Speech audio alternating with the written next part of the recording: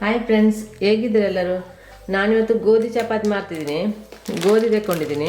ಇದು ಆಶೀರ್ವಾದ ಪುಡಿ. ಇದು ತುಂಬ ಚೆನ್ನಾಗಿ ಆಗುತ್ತೆ ಚಪಾತಿ ಮಾಡಲಿಕ್ಕೆ. ಈಗ ಒಂದು ಬಾಣಲೆ ತಗೊಂಡಿದ್ದೀನಿ, ಸ್ವಲ್ಪ ದೊಡ್ಡ ಬಾಣಲೆ ತಗೊಂಡಿದ್ದೀನಿ, ಇಲ್ಲಾಂದರೆ ಮಿಕ್ಸ್ ಮಾಡುವಾಗ ಎಲ್ಲ ರಟ್ಟುತ್ತೆ. ಅದಕ್ಕೆ ಈ ಪುಡಿನ ಎಲ್ಲ ಆಗ್ತಾಯಿಲ್ಲ, ಸ್ವಲ್ಪ ಕಾಲು ಭಾಗ ಮಾತ್ರ ಹಾಕ್ತಿದ್ದೀನಿ.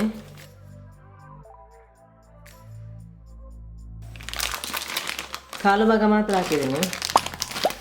ಇದಕ್ಕೀಗ ಹಾಲಿನ ಹುಡಿ ಹಾಕಬೇಕು, 1 ಟೇಬಲ್ ಸ್ಪೂನು. ರುಚಿಗೆ ತಕ್ಕಷ್ಟು ಉಪ್ಪು, 1 ಟೀ ಸ್ಪೂನ್ ಸಕ್ಕರೆ. ಈಗ ಇದನ್ನೆಲ್ಲ ಮಿಕ್ಸ್ ಮಾಡಬೇಕು. ಚಪಾತಿ ಮಾಡುವಾಗ ಸ್ವಲ್ಪ ಹಾಲಿನ ಹುಡಿ ಹಾಕಬೇಕು, ಸ್ಮೂತಾಗಿ ಬರ್ತದೆ ಚಪಾತಿ. ಇದಕ್ಕೆ ಸ್ವಲ್ಪ ಸ್ವಲ್ಪ ನೀರು ಹಾಕಿ ಮಿಕ್ಸ್ ಮಾಡಬೇಕು.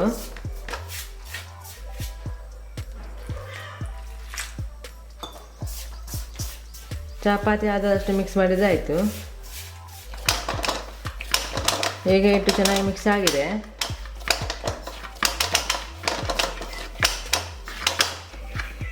ಹೀಗೆ ಇರಬೇಕು, ಸ್ವಲ್ಪ ಸ್ಮೂತ್ ಬರಬೇಕು, ಗಟ್ಟಿ ಮಾಡಬಾರ್ದು ಹಿಟ್ಟನ್ನು.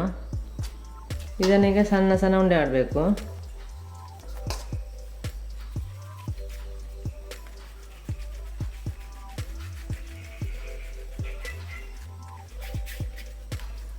ಇಷ್ಟು ದೊಡ್ಡ ಉಂಡೆ ಮಾಡಬೇಕು.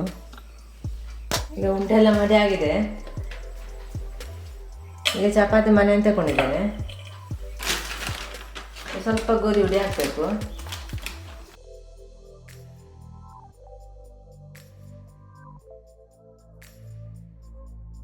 ಈಗ ಚಪಾತಿ ಹುಡಿ ಹಾಕಿ ಲಟ್ಟಿಸಬೇಕು, ಸ್ವಲ್ಪ ತೆಳುವಾಗಿ ಲಟ್ಟಿಸಬೇಕು.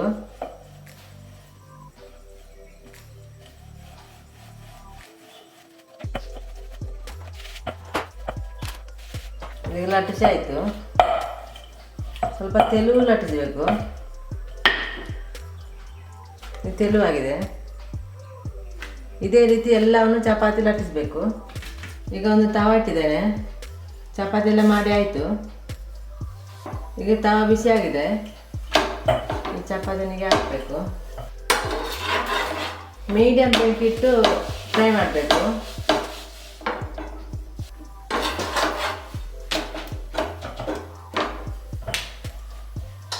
ಇದರ ಮೇಲೆ ಸ್ವಲ್ಪ ತೆಂಗಿನೆಣ್ಣೆ ಹಾಕ್ತಿದ್ದೀನಿ. ತುಪ್ಪ ಕೂಡ ಹಾಕ್ಬೋದು ಸ್ವಲ್ಪ. ನಾನು ತೆಂಗಿನೆಣ್ಣೆ ತಗೊಂಡಿದ್ದೀನಿ.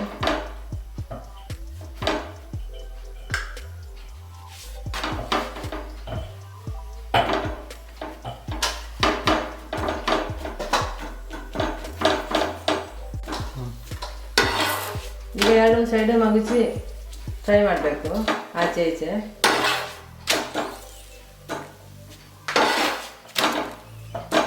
ಈಗ ಇದು ಫ್ರೈ ಆಗಿದೆ, ಸಾಕು. ಜಾಸ್ತಿ ಫ್ರೈ ಆಗಿದೆ ಗಟ್ಟಿ ಆಗಿಬಿಡುತ್ತೆ. ನಾನು ತೆಗಿತಾ ಇದ್ದೀನಿ. ಈಗ ಎಲ್ಲ ಚಪಾತಿ ಮಾಡಿ ಆಯಿತು. ಚಪಾತಿ ಮಾಡಿ ಹೀಗೆ ಮುಚ್ಚಿಡಬೇಕು. ಈಗ ಇಲ್ಲದ್ರೆ ಎಲ್ಲ ಗಟ್ಟಿಯಾಗಿರುತ್ತೆ, ಒಣಗಿ ಹೋಗುತ್ತೆ. ಅದಕ್ಕೆ ನಾವು ಹೀಗೆ ಇಟ್ಟದ್ದು. ತುಂಬ ಚೆನ್ನಾಗಿರುತ್ತೆ ಚಪಾತಿ, ಸ್ಮೂತಾಗಿರುತ್ತೆ. ನೀವು ಹೀಗೆ ಮಾಡ್ಬೋದು, ಏನಾಗೋದಿಲ್ಲ. ಸಂಜೆವರೆಗೆ ಹೀಗೆ ಇರ್ತದೆ ಈ ಚಪಾತಿ. ತುಂಬ ಚೆನ್ನಾಗಿದೆ.